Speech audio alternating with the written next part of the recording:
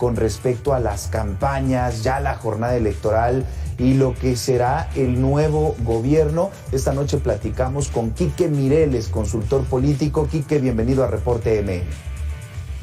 ¿Cómo estás, Abel? Un gusto saludarte a ti y a todo tu auditorio. Y bueno, ya con los resultados del PREP finalizados, pues la tendencia, como tú bien lo comentas, el margen de diferencia entre Julio Menchaca y Carolina Villano es una tendencia irreversible. Y pues Julio Menchaca será el gobernador electo de Hidalgo. Importante que en estos dos conteos preliminares, pues prácticamente la tendencia, como bien destacas, es irreversible. Ahora, se habla de que prácticamente el PRI pues pierde esta hegemonía, pierde esta secuencia de gobiernos que había mantenido por 93 años.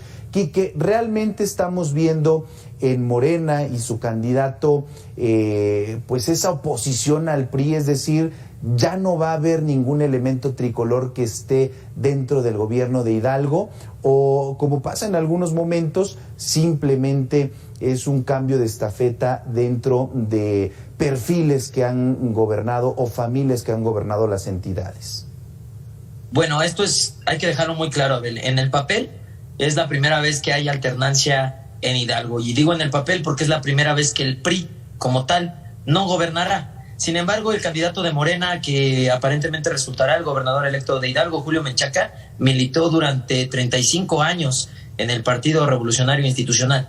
Entonces no podemos hablar ya que en la práctica sea una alternancia real. Como tú lo dices, muchísima estructura y muchísimos de los cuadros del PRI fueron parte del equipo de Julio Menchaca y seguramente estarán dentro del gobierno de Hidalgo una vez que tome posesión Julio Menchaca. Claro. Quique, ¿qué es lo que sabemos precisamente de Julio Menchaca? Este dato que nos mencionas de que militó por más de 3 décadas en el tricolor, bueno, pues nos llama mucho la atención y también nos deja muy claro qué es lo que está pasando en Hidalgo. Pero, ¿qué otro antecedente tiene quien, de confirmarse en los resultados oficiales, sería el próximo gobernador de Hidalgo? Bueno, Julio Menchaca dejó las filas del PRI para unirse al movimiento del presidente Andrés Manuel López Obrador, justo antes de que él emprendiera pues esta última campaña por la presidencia, ¿no? Es ahí donde se empodera dentro de Morena, concretamente en Hidalgo Morena, y por eso es que fue el elegido, el ungido como el candidato para pelear a la alianza, ¿no? Que por primera vez, también habría que decirlo, el PRI, concretamente las siglas, iba por primera vez en una alianza con el PAN y el PRD en Hidalgo, y ni así les alcanzó. Estamos hablando de que un 30% de diferencia es muchísimo, es una victoria contundente por parte de Morena, aunque si nos vamos a los datos duros, realmente el vencedor en la jornada de Hidalgo fue el abstencionismo.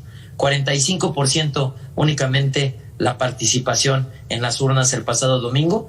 Entonces estamos hablando de que más de 1 millón de hidalguenses, estando con las condiciones para ir a votar, decidieron simplemente no ir a hacerlo, ni por Julio Menchaca ni por Carolina Villano, que eran las dos principales alternativas o los punteros en esta carrera por la gubernatura de Hidalgo.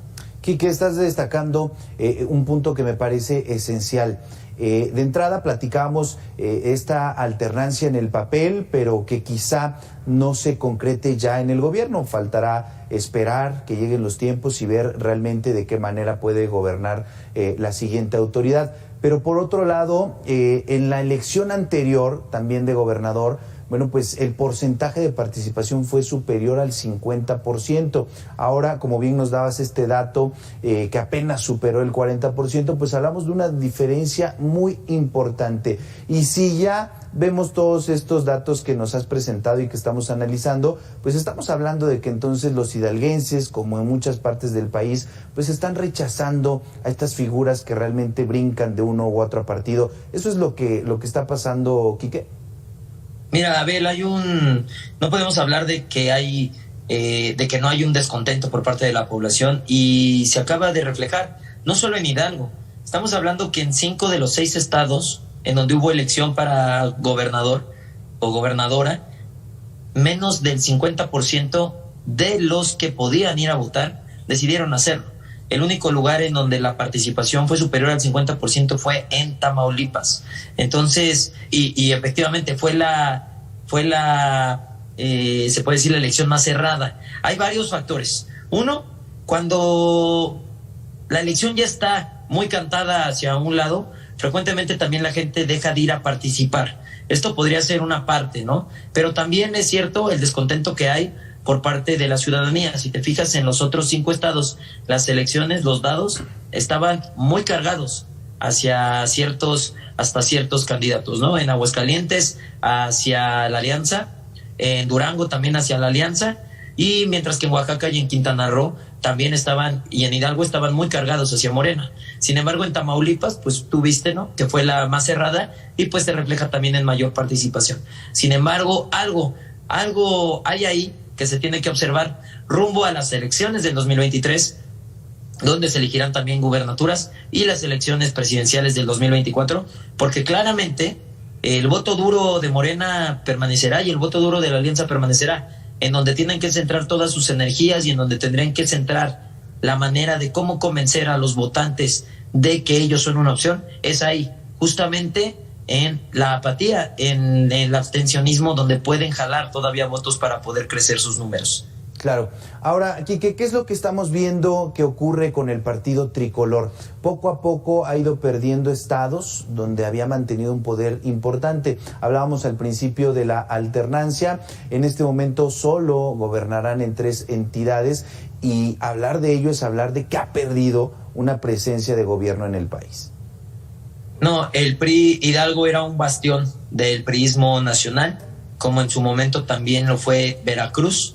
Al PRI le quedan 2 bastiones muy fuertes y que podrían perderlos próximamente, que es el Estado de México y Coahuila. Y cuando hablamos de bastiones, nos referimos que era en donde el PRI a nivel nacional tenía su voto duro, es decir, donde tenía mayor fuerza, en donde tenía prácticamente pues su fortaleza en estructura y que siempre salían a votar por el partido tricolor. Pero ya han perdido 2 de esos bastiones y uno era precisamente Hidalgo. Estamos hablando de que el PRI incluso podría perder el primer registro estatal, dependiendo de los resultados oficiales, en la elección precisamente de Quintana Roo, en donde pues se llevó a cabo también la elección para elegir a los diputados del Congreso local.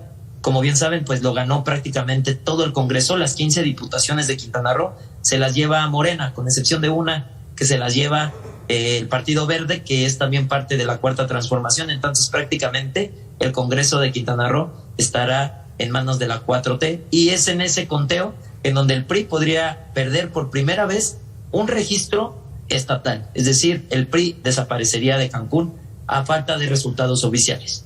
Claro. Quique, finalmente estábamos hablando de lo importante que puede resultar cada una de las entidades, sobre todo por el número de ciudadanos o de electores que se gobiernan. En el caso de Hidalgo, que era un bastión priista, ¿podría convertirse entonces ahora en una entidad importante para Morena?